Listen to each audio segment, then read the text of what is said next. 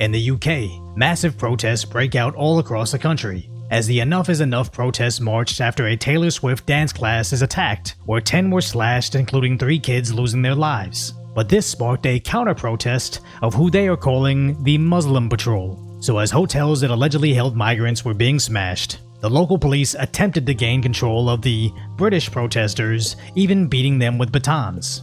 But then the counter-protesters also began beating the British citizens in the streets, including incidents that we can't even see on here. There's an awful lot to unpack as to why they're protesting, how their government seems to only come down on one particular side as if they're genuinely afraid of the other, and most importantly, how their media is actively trying to hide the attacks on its citizens. As the incident that prompted the protest was over this guy, with his face conveniently blurred out by the media, 18 days shy of his 18th birthday, going into a dance class to slash several kids in a horrific attack, where 3 girls aged 6, 7, and 9 tragically lost their lives. But the Daily Mail rushed in to classify the attacker as a quiet schoolboy from a West End musical, headlining an image of him when he was a kid himself, with Sky News using an even younger looking image of him, all omitting the fact that from the courtroom sketch, he doesn't even resemble anything like the pictures they're trying to portray him with. And I remember when this incident was first reported on, the media refused to give any information as to who or what the attacker was, so people automatically assumed that he was going to be a migrant from a non-white country, and the media was just trying to get their spin on it first. And it wasn't entirely true, as he was a second-generation immigrant, but the fact that the media kept headlining the attack stating he was a Welsh schoolboy that starred in musicals only enraged the citizens even more, as the media seemed to be more on the side of protecting the identity of the attacker as opposed to the side of the innocent kids that lost their lives. Because when they ran the stories of the kids that were attacked, they purposely put up an image of him at the same age as the girls to make him look like another one of the victims. So this sparked several protests from the Enough is Enough movement, where eventually the protests turned into riots as they set fires to police vehicles. And as the police were forced to retreat after being pelted with rocks into their riot shields,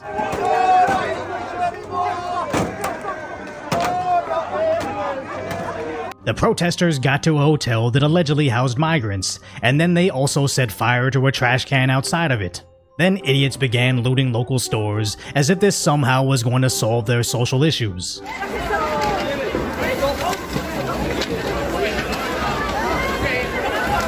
So then the counter-protesters began to arrive to the police lines.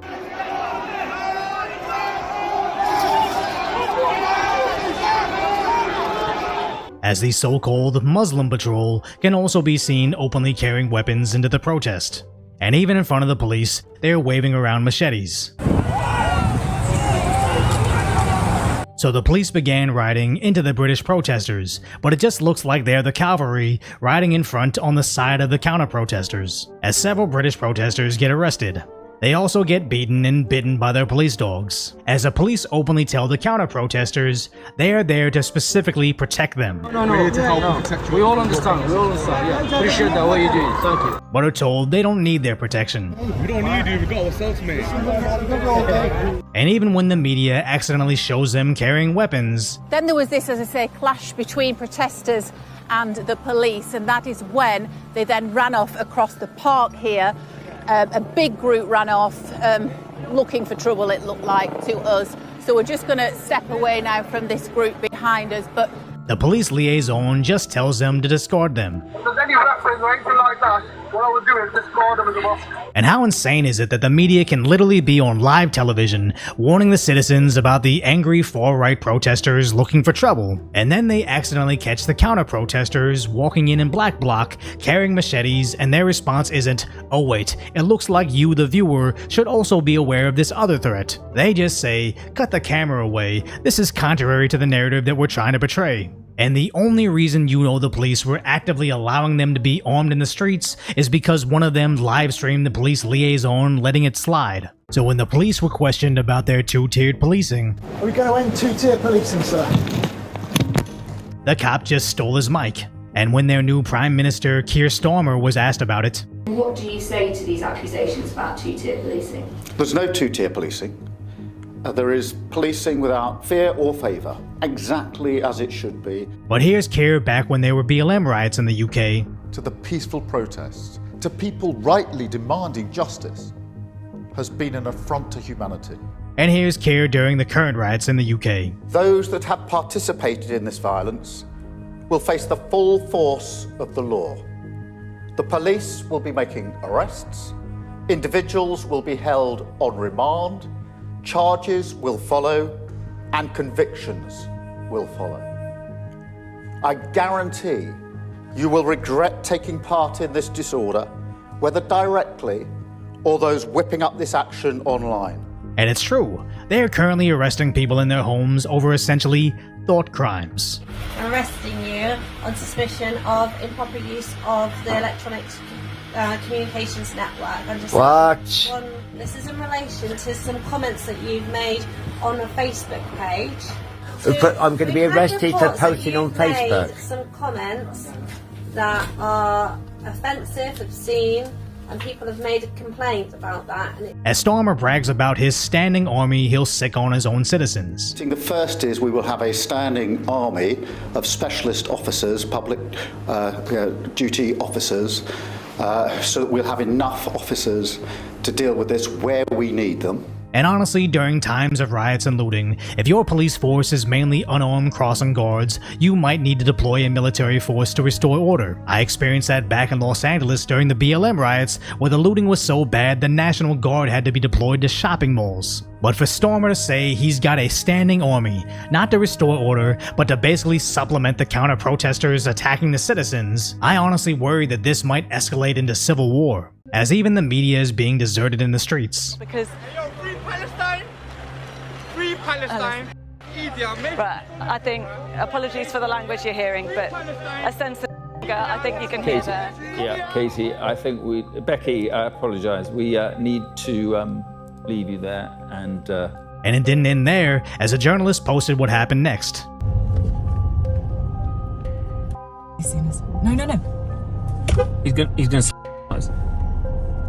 do the same to us.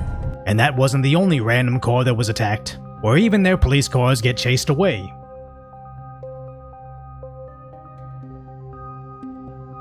But when you look on Reddit, they're only talking about the British stopping cars in an alleged racial checkpoint, showing the protesters blocking the streets but right in front of the police. But nothing on Reddit regarding the counter-protesters also blocking the streets with zero police in sight.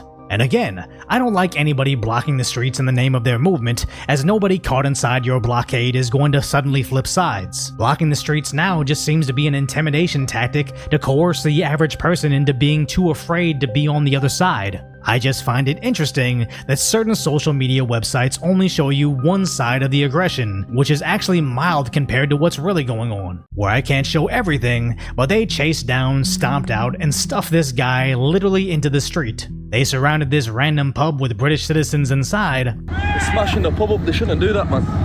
That's wrong. I don't agree with that. And when this poor guy was standing outside, the mob mercilessly stomped him into the ground, and then began shattering the windows of the pub. And again, if the British citizens are angry over kids being ended at a dance class, it doesn't matter if the media is saying the attacker was a British citizen. You're not winning the hearts and minds over the citizens by hunting them down in the streets. It's just insane to me that without social media and idiots live streaming their own crimes online, if you only had places like the mainstream media and social media sites like Reddit, you would legitimately think there's just some alt-right lunatics going around burning down a hotel over a Welsh citizen committing a crime, not understanding how the media misled them, or the fact that they're being beaten by mobs patrolling the streets with machetes, all while the news outlets and coppers conveniently look the other way. And even though this is occurring in the UK, I can see the perspective from both sides as an American not born in the US. As if my neighbors, a bunch of kids, had their lives ended by a knife at a dance party, I would be angry. But if my other neighbors started looting random stores and burning down a hotel that the suspect never lived at, I would want them to stop. But also, If a Korean guy like myself was the murderer, and Americans burned down a random Korean grocery store in anger, then I heard a group of Koreans started roaming the streets beating down random whites with machetes and hammers, I would also want them to stop, as neither of these reactions are resolving the issue, especially if our president took to the TV and said, "I'm seeing what's happening in our streets, so we need to exclusively arrest the Americans," while simultaneously allowing the Koreans to do whatever they wanted. It would only make the protesters angrier at me, as the hypocrisy only reinforces what they were originally enraged over. Because the UK didn't devolve into mass riots over a single incident at a Taylor Swift dance party, they got it to a tipping point over a mass tragedy that was immediately manipulated by the media to mitigate how it could harm their political agenda. And the scary part is, we just saw a nearly identical situation occur in Ireland, and now the same exact scenario is coming to America. As time and time again we see stories of another US citizen losing their life to someone brought in by Biden's porous border policies,